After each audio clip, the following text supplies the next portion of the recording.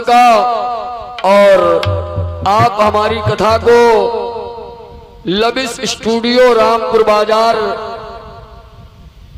Channel के नाम से अपने YouTube पर मोबाइल पर भी देख सकते हैं। पंडित श्याम जी तिवारी, ग्राम बिरौली, पोस्ट बिरौली, जिला हरदोई। हमारा mobile number 84 23 50 85 27। Lavish studio Rampur बाजार के माध्यम से भगवान की कृष्ण कथा, दुर्गा कथा, भगवती आदि शक्ति दुर्गा की पावन कथाएं, देवी भागवत की कथाएं, राम कथा आप लविश स्टूडियो रामपुर बाजार चैनल पर देख सकते हैं अपने मोबाइल के माध्यम से, और भजनों को भी सुन सकते हैं प्रेम से।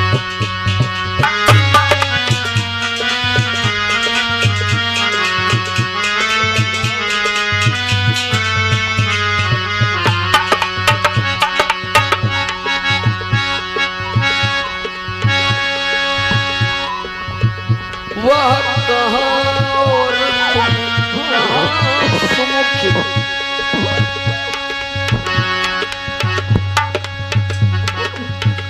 मत करो जान कर नादान,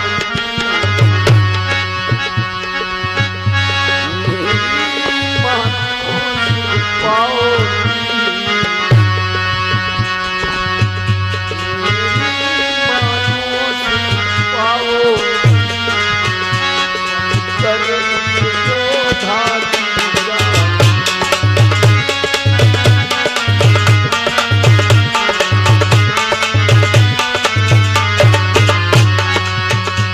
देवी कोश की चल करके हमारे स्वामी महाराज शुंभ ने शुंभ की बड़रानी बन जाओ।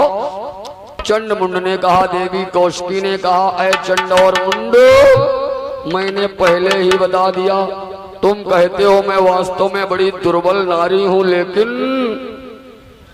जा करके अपने स्वामी से कह देना कि अगर वास्तव में हमें वरण करना चाहते हैं तो आ करके हमारे साथ युद्ध करें। बगैर युद्ध किए मैं उनके साथ अपना पाणी ग्रहण संस्कार नहीं कर सकती। चंडमुंड को क्रोध आ गया। चंडमुंड ने कहा, रे मूर्ख सुंदरी, मैं तुझे जितना समझा रहा हूं उतना ही तू और अपने अभिमान में संती चली जा रही है।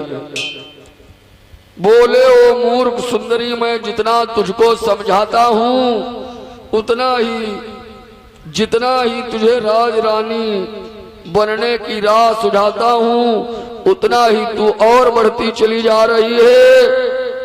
अरे तुझे शुभ और निशुभ की महिमा का, उनके बल का, उनके गुणगान का कोई पता नहीं। चलो। देवी ने कहा, मैं नहीं जा सकती।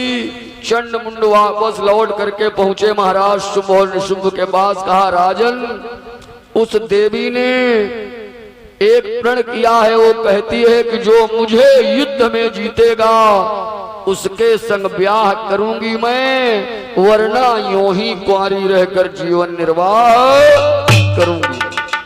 क्रोध आ गया महाराज शुंभ और निशुंभ को। अगर कोई वीर होता कोई बात नहीं, एक नारी ने प्रण किया है, बड़ा क्रोध आ गया। फौरन शुंभ और निशुंभ ने अपने सेनापति धूम्रलोचन को बुलाया।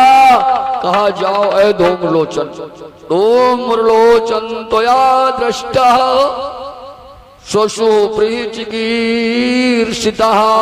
ऐ धूम्रलोचन, जाओ जा करके उस देवी को पहले समझाना, अगर राजी से आवे तो ले आओ, नहीं तो उसके केशों को पकड़ करके बलपूर्वक घसीटते हुए ले आना यहाँ हमारे पास।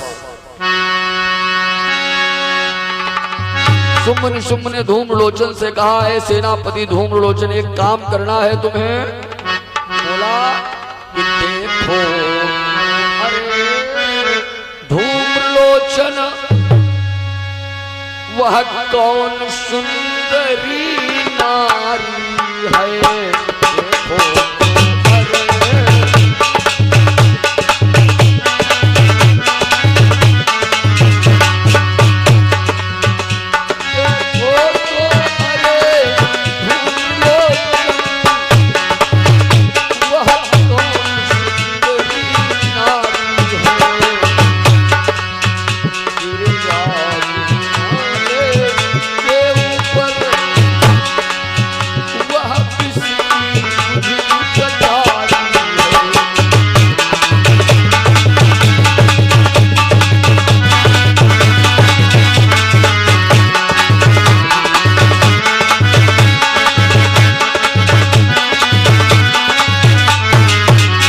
शुम्भ ने कहा, जाओ अय धूम्रलोचन, उस नारी को समझाना, अगर प्यार से उसके समझ में आ जाए कौशिकी के तो ले आओ, और अगर नहीं मानती है तो महाराज शुम्भ और निशुम्भ ने आदेश दिया है, धूम्रलोचन तुम्हें एक काम करना होगा। बोले इसलिए धूम्रलोचन जाओ, उसका घमंड सब चूर करो, नारी पर दया दिखाने का मन से ख्याल सब करो।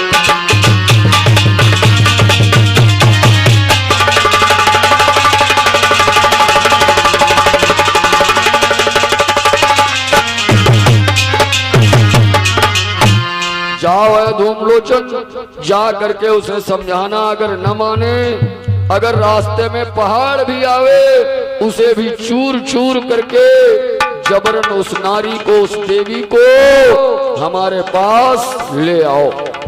देखो हमारे शास्त्रों में कहा गया है, यत्र नारस्त्र पूजन्ते रमन्ते तत्र देवता। जिस घर में नारी की पूजा होती है वहां पर देवता निवास करते हैं। एक बात और बता दें, जिसने भी नारी के अपमान का साहस अपने मन में जिस पुरुष ने बना लिया, उस पुरुष का समूल वंश जड़ से नष्ट हो गया। केवल नारी के प्रति सदैव सम्मान का भाव होना चाहिए, क्योंकि यही दुर्गा है, यही काली है, यही महालक्ष्मी है, यही हमारा जन्म दे करके पालन पोषण करने वाली माताएं हैं। सदैव नारी का सम्मान करना चाहिए मेरे प्यारे।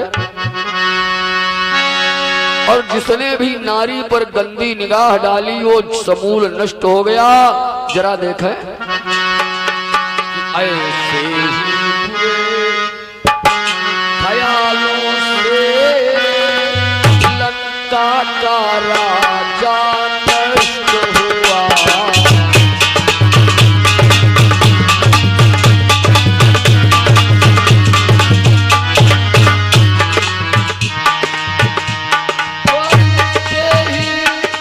बुरे ख्यालों से सीता पर दशानन रावण ने गंदी नजर डाली। लंका का राजा नष्ट हुआ। एक लख पूत सवा लख नाती दही, रावण घर दिया न बाती। ऐसे ही ख्यालों से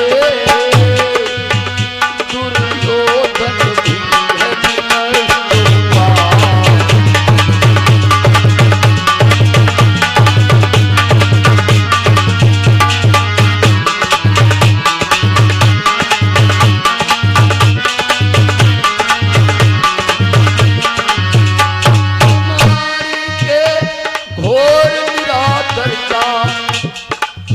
जिसने भी नारी का अपमान किया, के घोर निरादर का, जिसके विचार पुर में आया, जड़ मूल सहित वो नष्ट हुआ। जग में न कभी सुख पाया।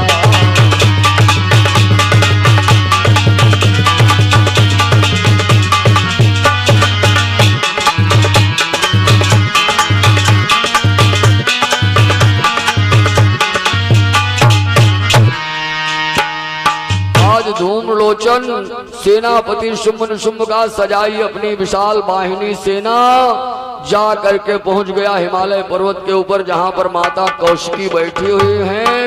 एक पहाड़ की पत्थर की शिला के ऊपर ज्यों ही देखा धूम्रलोचन ने, आज देदीप्यमान हो रहा है माता का मुखमंडल परम प्रकाश से, मानो संपूर्ण हिमालय पर भगवती ने अपने मुख कमल के प्रकाश से प्रकाशित कर दिया हो। पूरे हिमालय को, हिमालय पर प्रकाश फैला रही हो। देखा उस पर्वत पर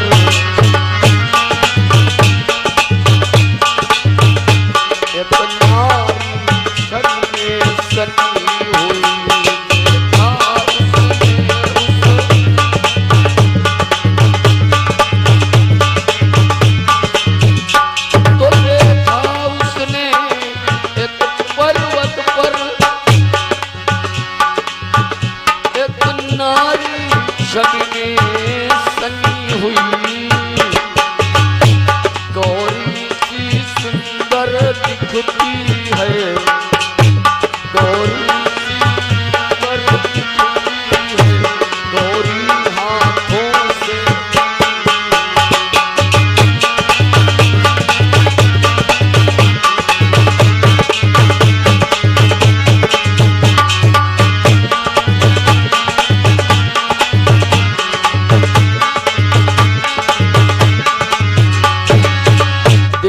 अद्भुत स्वरूप को देखा।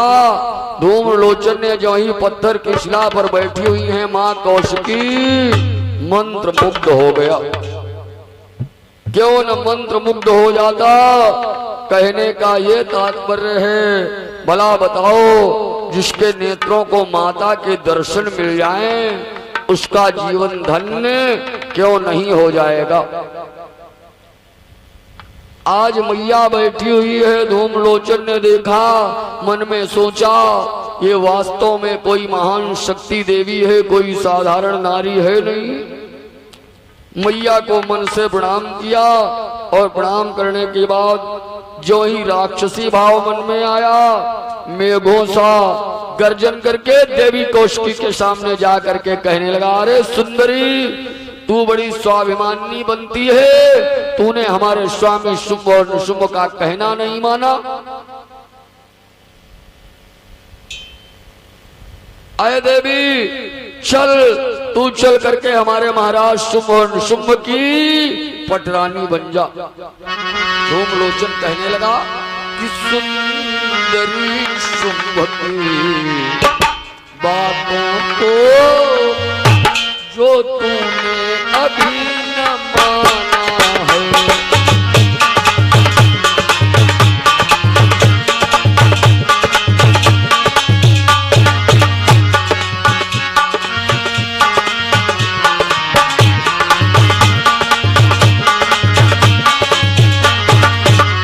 तो सुंदरी शुंभ की बातों को। अय देवी, धूम्रलोचन ने कहा, अय देवी कौशिकी, जो तूने अभी न माना है, ही सजा का मंसूबा में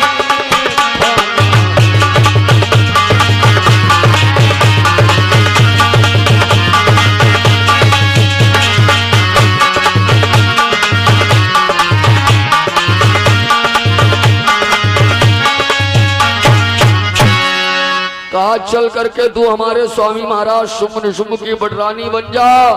देवी ने कहा, रे धूम्रलोचन, चला जा यहाँ से। कौन होता है तू हमें उपदेश देने वाला? तुझे हमारे प्रण का पता नहीं।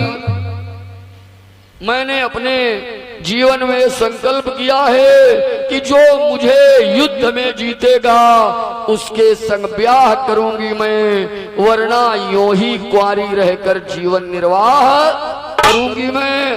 धूम्रलोचन ने कहा, अरे देवी